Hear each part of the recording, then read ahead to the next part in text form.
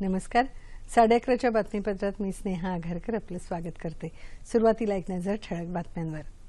काश्मीरमधल्या उरी इथल्या आर्मी कॅम्पवर दहशतवाद्यांनी केलेल्या आत्मघाती हल्ल्यात 17 जवानांना वीरमरण, 4 दहशतवाद्यांना कंठस्नान. उरी हल्ल्याच्या पार्श्वभूमीवर गृहमंत्र्यांचा अमेरिका आणि रशिया दौरा लांबणीवर. राष्ट्रीय सुरक्षा सल्लागार, लष्करातल्या वरिष्ठ अधिकाऱ्यांसह विशेष बैठक. मुख्यमंत्री देवेंद्र फडणवीस आजपासून 4 दिवसांच्या अमेरिका दौऱ्यावर. माहिती तंत्रज्ञानासह विविध क्षेत्रातल्या गुंतवणुकीचं करणार आवाहन. ज्येष्ठ संगीतकार नंदू होनप यांचं हृदयविकाराने मुंबईत निधन.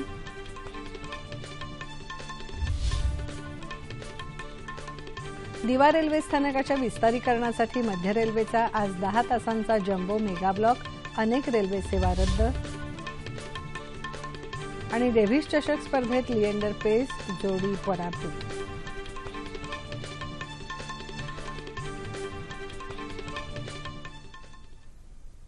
नमस्कार.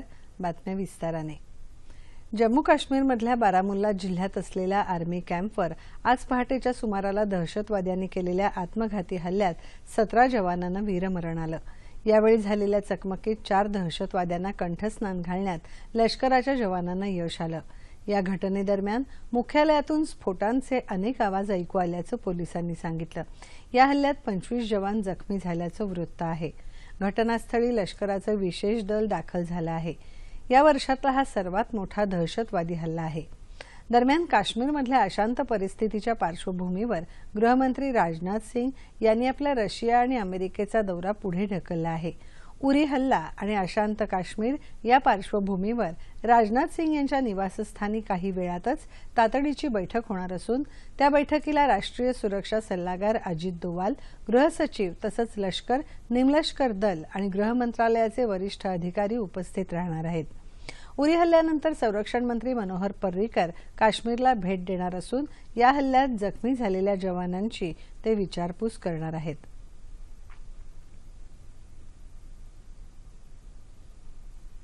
दहशतवाद विरोधातील लढ्यात ठोस कारवाई करण्याच्या आवश्यकतेवर भर देतानाच त्याविरोधात परिणामकारक सहकार्य व्हावं यासाठी 120 नामराष्ट्रांनी यंत्रणा स्थापन करण्याचं आवाहन उपराष्ट्रपती हमीद अन्सारी यांनी केलं. ते काल व्हेनेझुएला इथे सुरू असलेल्या 17व्या नामपरिषदेला संबोधित करत होते. सध्या दहशतवाद हा मानवी हक्कांचं उल्लंघन करणारा सर्वाधिक कठोर स्रोत आहे. त्यामुळे त्याविरोधात ठोस कारवाई करण्याची वेळ आली आहे असं ते म्हणाले. दहशतवाद हा आंतरराष्ट्रीय शांतता आणि राष्ट्रांच्या सार्वभौमत्वाला असलेला सर्वात मोठा धोका आहे. निरागस नागरिकांच्या बेछूट हत्यासत्राला कोणतंही न्याय्य कारण असू शकत नाही. तसंच दहशतवाद हा विकासातील महत्वाचा अडसर बनला आहे असंही ते म्हणाले. या दौऱ्यात ते व्हेनेझुएलाचे राष्ट्राध्यक्ष निकोलस मादुरो यांच्याशी द्विपक्षीय चर्चाही करणार आहेत. भारत आणि नेपाळचे सुरक्षा हित परस्परांशी जुळलेले आहे. त्यामुळे भारताविरोधातल्या दहशतवादी कारवायांसाठी नेपाळ आपल्या भूमीचा कधीच वापर करू देणार नाही अशी ग्वाही भारत दौऱ्यावर असलेले नेपाळचे पंतप्रधान पुष्पकमल दाहाल प्रचंड यांनी दिली. ते काल नवी दिल्लीत पत्रकारांशी बोलत होते. भारत आणि नेपाळ दरम्यानची सीमा खुली असल्यामुळे त्याचा गैरवापर होणार नाही यासाठी भारताच्या सुरक्षा यंत्रणेसोबत सहकार्य करू असंही ते म्हणाले. प्रचंड यांनी काल गृहमंत्री राजनाथ सिंग यांचीही भेट घेतली आणि सुरक्षेसंबंधी चर्चा केली. मुख्यमंत्री देवेंद्र फडणवीस आजपासून 4 दिवसांच्या अमेरिका दौऱ्यावर जात आहेत. या दौऱ्यात ते माहिती तंत्रज्ञान क्षेत्रातील महाबलाढ्य कंपनी ओरॅकल सोबत सामंजस्य करार करणार आहेत. याशिवाय विविध आयटी कंपन्यांच्या प्रमुखांचीही ते भेट घेणार आहेत. माहिती तंत्रज्ञान क्षेत्रातल्या या करारामुळे राज्यातली आतापर्यंतची सर्वाधिक मोठी गुंतवणूक होणार आहे असं मुख्यमंत्री कार्यालयाने प्रसिद्धीला दिलेल्या पत्रकात म्हटलं आहे. या दौऱ्यात माहिती तंत्रज्ञानाचे प्रधान सचिव विजय गौतमही सहभागी झाले आहेत. चीनचे स्टेट काउन्सिलर यांग जीची यांनी मुंबईतल्या राजभवन इथे नुकतीच राज्यपाल चे विद्यासागर राव यांची भेट घेतली.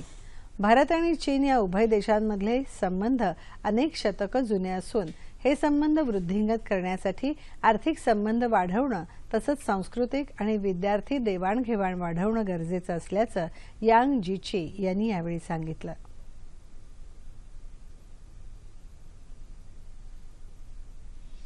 पंतप्रधान नरेंद्र मोदी यांच्या वाढदिवसानिमित्त मुंबईत दहिसर इथे काल पर्यावरणाच्या संवर्धनासाठी नागरिकांना 2,500 गॅस शेगड्या आणि 1,111 रोपट्यांचं वाटप मुख्यमंत्री देवेंद्र फडणवीस यांच्या हस्ते करण्यात आलं। येत्या 3 वर्षात 5 कोटी नागरिकांना उज्ज्वला योजनेच्या माध्यमातून गॅस जोडणी देण्याचा पंतप्रधान नरेंद्र मोदी यांनी घेतलेला हा निर्णय गरिबांच्या जीवनात विधायक बदल घडवणारा आहे, असं मुख्यमंत्र्यांनी यावेळी सांगितलं। या कार्यक्रमाला खासदार गोपाळ शेट्टी यांच्यासह भाजपचे स्थानिक आमदार उपस्थित होते। दहिसर इथे बांधण्यात आलेला जलतरण तलाव आणि व्यायामशाळेचं लोकार्पणही मुख्यमंत्र्यांच्या हस्ते काल झालं। मुंबईकरांकडून प्राप्त होणारा कर रूपातला निधी मुंबईसाठीच खर्च करू, तसंच मुंबईतल्या पायाभूत सुविधा भक्कम करणार असल्याचं देवेंद्र फडणवीस यांनी यावेळी सांगितलं। मुंबईत वांद्रे इथल्या MIG क्रिकेट क्लबमध्ये काल रामभाऊ म्हाळगी प्रबोधिनीच्या वतीने खासदार डॉ. विनय सहस्रबुद्धे यांचा सत्कार करण्यात आला। यावेळी मुख्यमंत्री देवेंद्र फडणवीस उपस्थित होते। विनय सहस्रबुद्धे यांनी संस्थात्मक आणि देशाच्या जडणघडणीसाठी महत्त्वाचं बौद्धिक योगदान दिलं आहे। त्यांची राज्यसभेवर नियुक्ती झाल्यावर ज्ञानाच्या क्षेत्रातल्या धोरण निर्मितीत त्यांच्या कार्याचा आणि अनुभवाचा निश्चित उपयोग होईल, असा विश्वास मुख्यमंत्र्यांनी यावेळी बोलताना व्यक्त केला।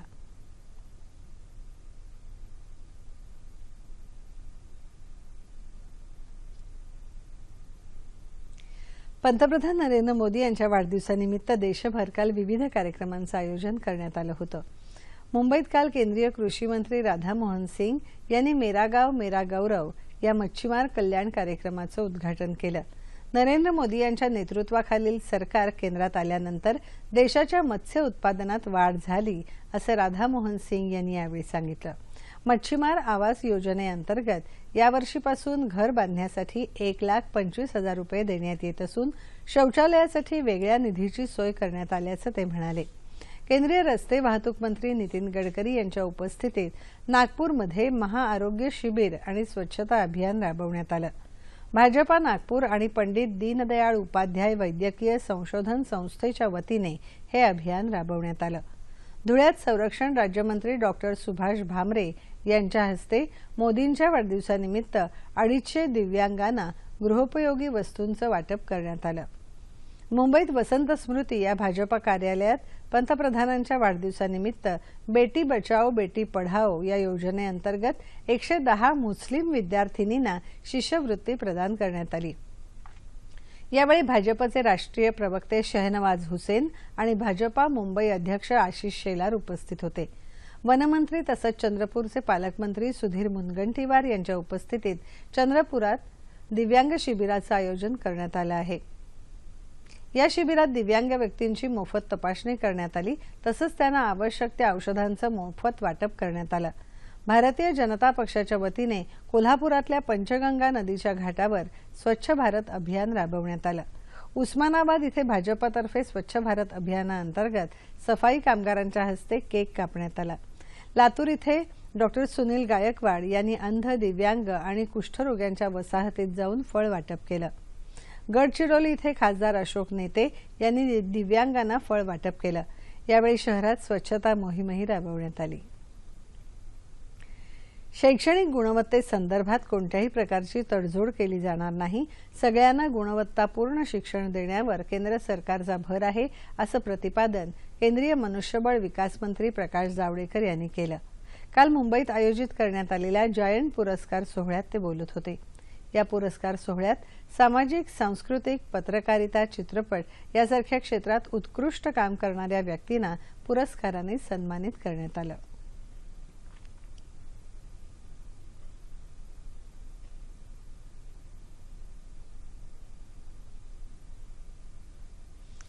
राष्ट्रीय चित्रपट आणि दूरचित्रवाणी संस्था अर्थात FTII ही संस्था जवळून पाहण्याची संधी पुणेकरांना 2 दिवस मिळत आहे। 1961 साली पुणेकरांनी जमीन देऊन या संस्थेला आपल्यात सामावलं। मात्र या संस्थेसमोरून जाताना प्रत्येक व्यक्तीला या संस्थेच्या आत काय दडलंय याची उत्सुकता होती। FTIIचे संचालक भूपेंद्र कॅन्थोला यांना ती जाणवली, त्यामुळे संस्थेच्या इतिहासात पहिल्यांदाच पुणेकरांसाठी FTIIमध्ये मुक्त प्रवेश दिन साजरा करण्याचं ठरवलं। त्यानुसार काल आणि आज ही संस्था पुणेकरांना पाहायला मिळत आहे।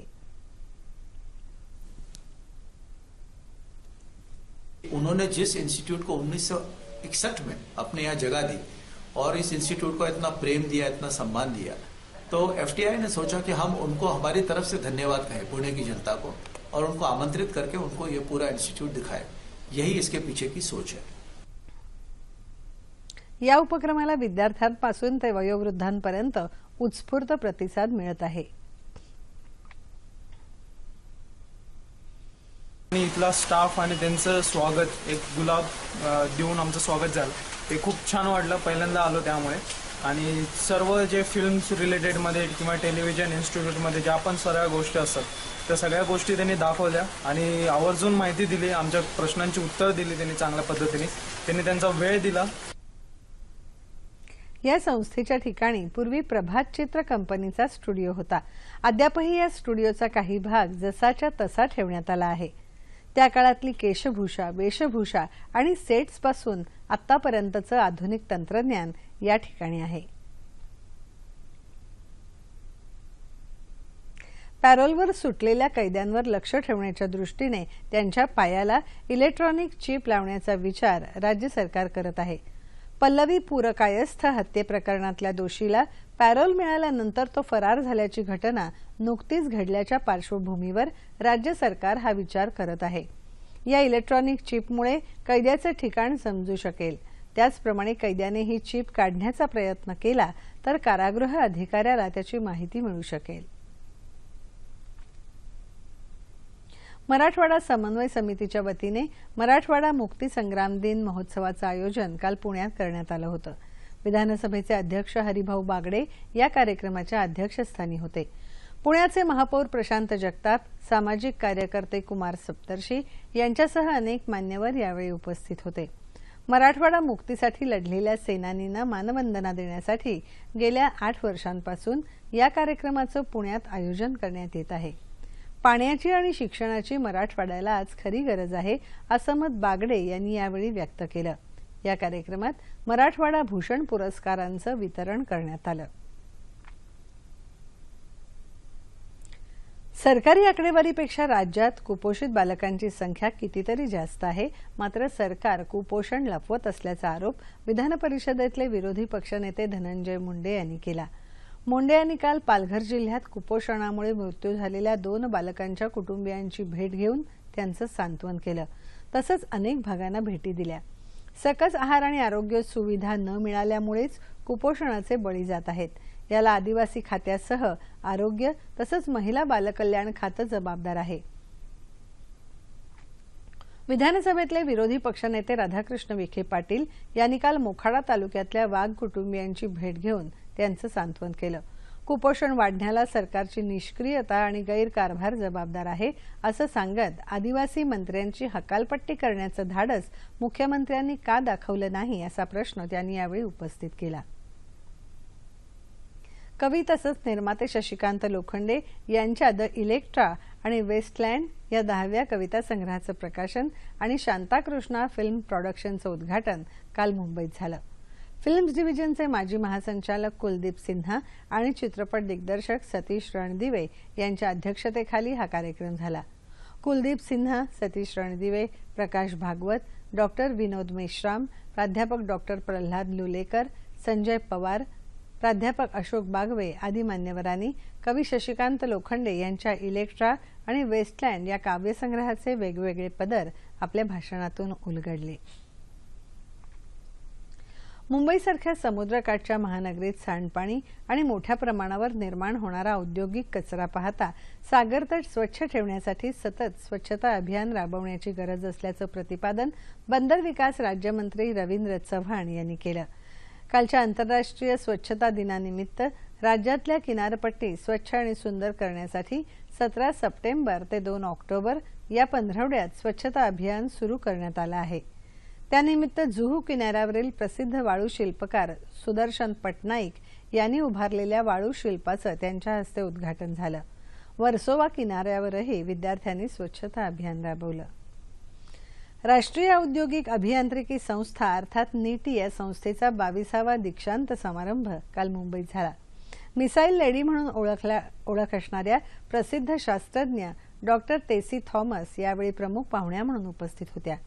या दीक्षांत समारंभात 413 विद्यार्थ्यांना स्नातकोत्तर पदवी प्रदान करण्यात आली।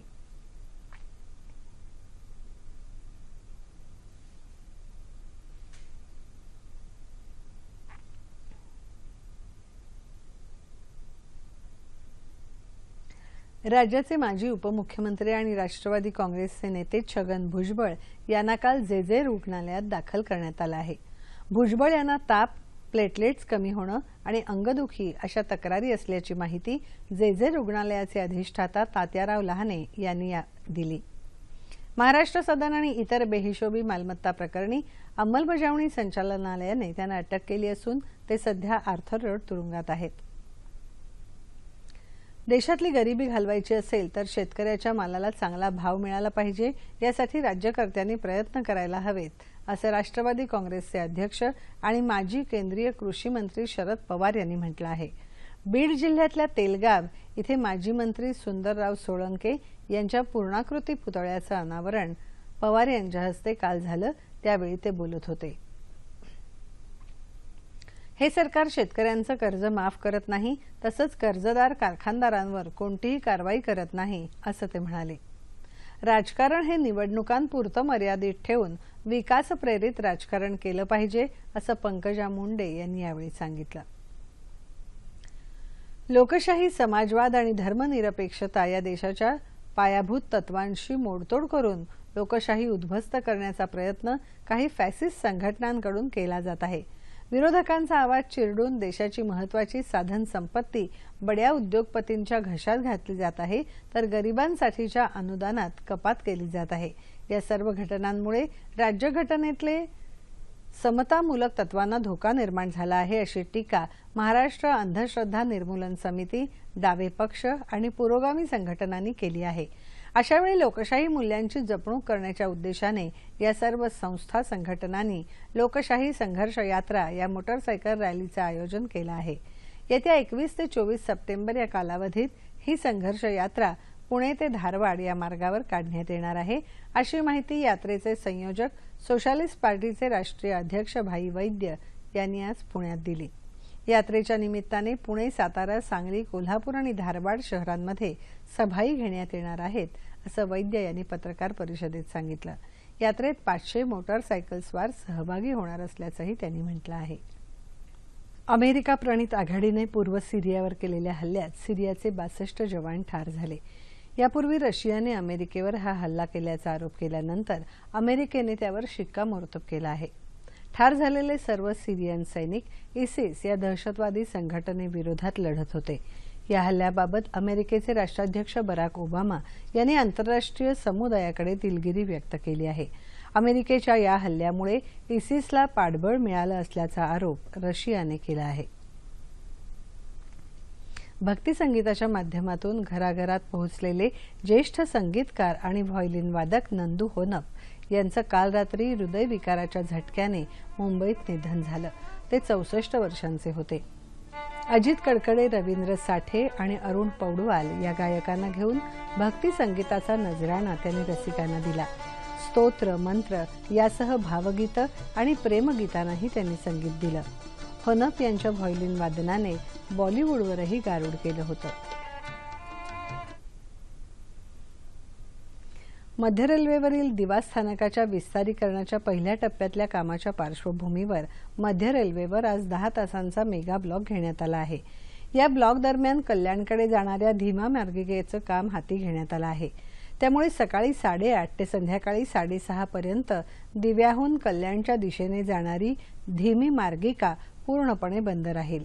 त्यामुळे डाऊन धीम्या मार्गावरील लोकल गाड्या जलद मार्गावरून धावतील। या ब्लॉकमुळे 90 ते 96 उपनगरीय सेवा रद्द करण्यात आल्या आहेत। ब्राझील इथल्या रिओ दे जेनेरो इथे नुकत्याच झालेल्या पॅराऑलिम्पिक स्पर्धेत भारताला पदकं मिळवून देणाऱ्या 4ही खेळाडूंना राज्य शासनातर्फे दिव्यांग खेलरत्न पुरस्कार आणि 5 लाख रुपयांच्या रोख रकमेने गौरवण्यात येईल, अशी घोषणा राज्याचे सामाजिक न्याय आणि विशेष सहाय्य मंत्री राजकुमार बडोले यांनी केली। ते काल मंत्रालयात आयोजित पत्रकार परिषदेत बोलत होते। मुंबईत लवकरच या पुरस्कारांचं वितरण करण्यात येणार आहे.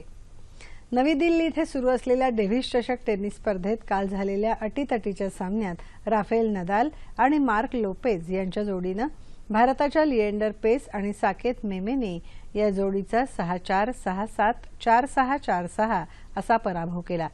या सामन्याद्वारे त्यांनी 3-0 अशी आघाडी घेतली आहे. 3 तास 23 मिनिटं हा सामना चालला. राज्याच्या बहुतांश भागात कालपासून सुरू असलेला पावसाचा जोर आज काहीसा कमी झाला आहे.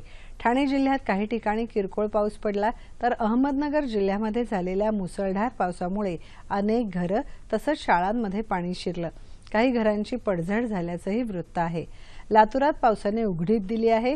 वादळी वाऱ्याने कोकण किनारपट्टीला काल चांगलाच तडाखा दिला असून अलिबाग समुद्र किनाऱ्यावरील निवारा शेड उडून गेली तसंच अनेक मच्छीमार नौका समुद्रात भरकटल्या आहेत.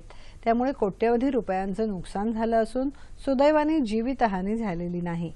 येत्या 24 तासात कोकण आणि मध्य महाराष्ट्रात बहुतांश ठिकाणी तर मराठवाडा आणि विदर्भात तुरळक ठिकाणी पाऊस पडण्याची शक्यता आहे. याच काळात अतिवृष्टीचा तर मध्य महाराष्ट्रात तुरळक ठिकाणी मुसळधार पावसाचा इशारा हवामान खात्याने दिला आहे. ठळक बातम्या पुन्हा एकदा. काश्मीरमधल्या उरी इथल्या आर्मी कॅम्पवर दहशतवाद्यांनी केलेल्या आत्मघाती हल्ल्यात 17 जवानांना वीरमरण, 4 दहशतवाद्यांना कंठस्नान. उरी हल्ल्याच्या पार्श्वभूमीवर गृहमंत्र्यांचा अमेरिका आणि रशिया दौरा लांबणीवर. राष्ट्रीय सुरक्षा दिवसांच्या अमेरिका दौऱ्यावर माहिती तंत्रज्ञानासह विविध क्षेत्रातल्या गुंतवणुकीचं करणार आवाहन. ज्येष्ठ संगीतकार नंदू होनप यांचं हृदयविकाराने मुंबईत निधन.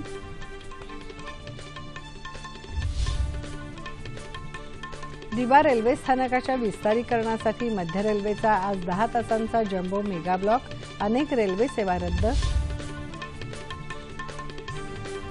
आणि डेव्हिस चषक स्पर्धेत लिएंडर पेसची जोडी पराभूत. याबरोबरच हे बातमीपत्र संपलं. पुन्हा भेटूया दुपारी 2:30 वाजता सह्याद्री वाहिनीवर. नमस्कार.